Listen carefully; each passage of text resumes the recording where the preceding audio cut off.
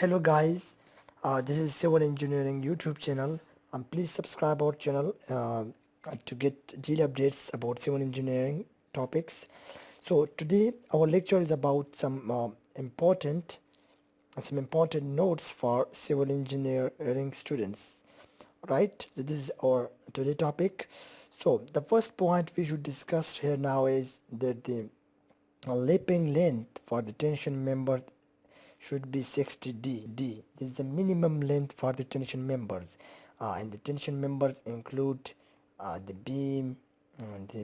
slab, so these etc. These are the tension members, right?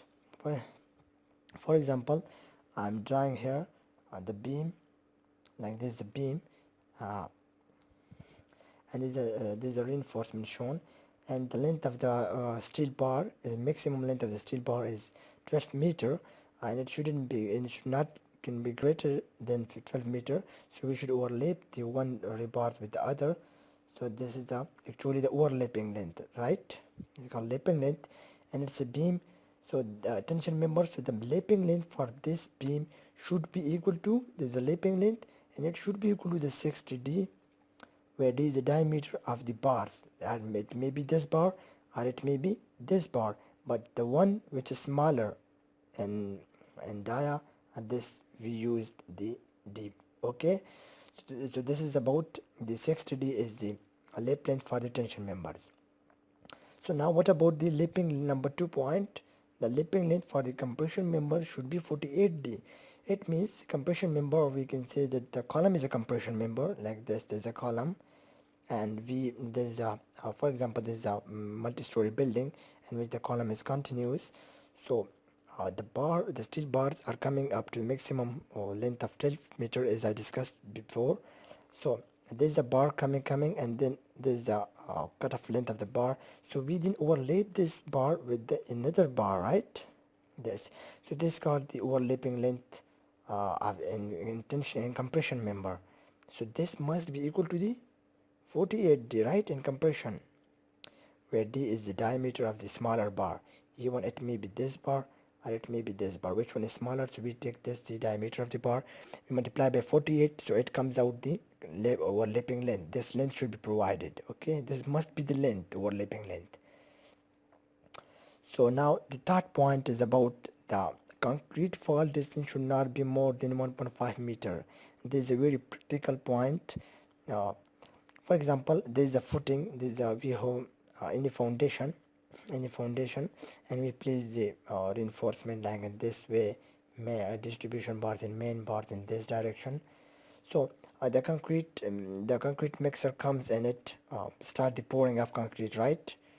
So the fall of the concrete distance, like from this, it comes out.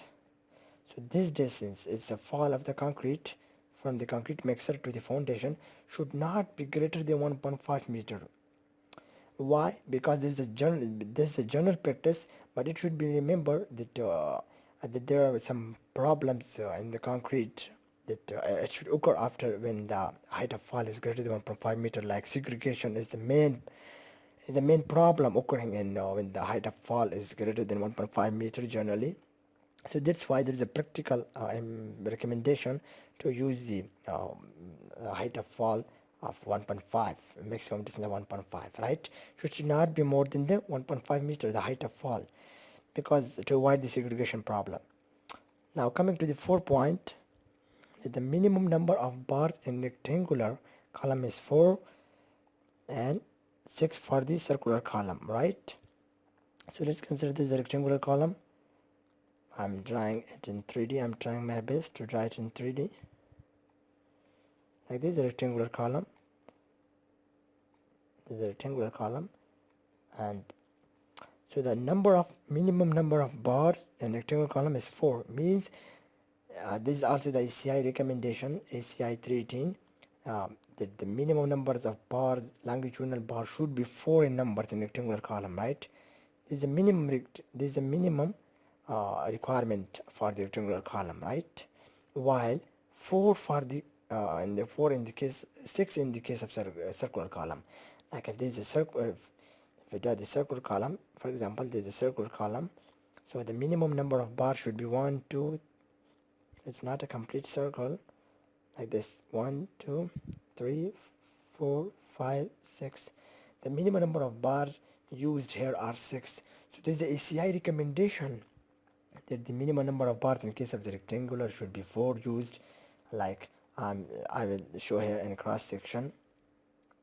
1, 2, 3, 4 in rectangular, while in circular 1, 2, 3, 4, 5, and 6. So this was the fourth point that we discussed. Now coming to the fifth point, it's also the ACI, according to the ACI, that the minimum thickness of the slab, right? Minimum thickness of, like for example, this is slab. So like this is slab, I draw it in 3D. So its thickness, right? So its thickness, like this is the slab, sorry. Like this is slab, so its thickness must be 5 inches. It should not be less than the 5 inches thickness. This is the thickness, and this is the thickness. It should not be less than the 5 inches in case of the slab. The thickness of the slab must be greater than the 5 inches or 5 inches, right? So coming to the sixth point, that the clear cover for reinforcement must be 3 inches in case of foundation. It's a very good point. Now let's take an example of again isolated footing. Maybe this is isolated footing, and this is a column again in center of the isolated footing. So as we see, there's a digging occur, and there is a for footing go, and there is a soil everywhere in the corner of the footing. So this is the reinforcement placed in the footing. So to avoid the steel from corrosion, the reinforcement cover given in the foundation cases is 3 inches. Why? Because in foundation the steel is more there's more chance of corrosion due to the soil properties. The soil is is very dangerous for the reinforcement. There is more chances of dampness, more water damp water coming from the foundation to the reinforcement. Like there's a soil and there's a water coming here in this direction. So that's why engineers always provide the maximum cover, more cover in case of the foundation. Like there's a bar, and this cover should be 3 inches. This should be also be 3 inches. This should be also 3 inches. This should be also be 3 inches, right? In case of the foundation, while in superstructure it's mainly 1.5 inches in beam, 1.5 inches in column, and 0.75 inches in slab. So the last point is about the one cement of bag. One cement of bag include 50 kg of cement and volume of that. Let's take an example. This is a cement bag, right? A cement bag. It should be remembered mostly in interviews. This question is often asked. That this is a cement of bag. So it's standard that it must include the 50 kg of cement, right? One bag of cement must include the 50 kg of cement, right? That's the standard. While the volume of the cement in this bag should be equal to the 0.0347 meter cube, right? It's in terms of meter cube. So today this was the some important points that we discussed and it's very important to know about these points. These are our 7 points, and thank you for watching this video, and please subscribe our channel as we are uploading daily updates and more information about civil engineering topics. So thank you guys.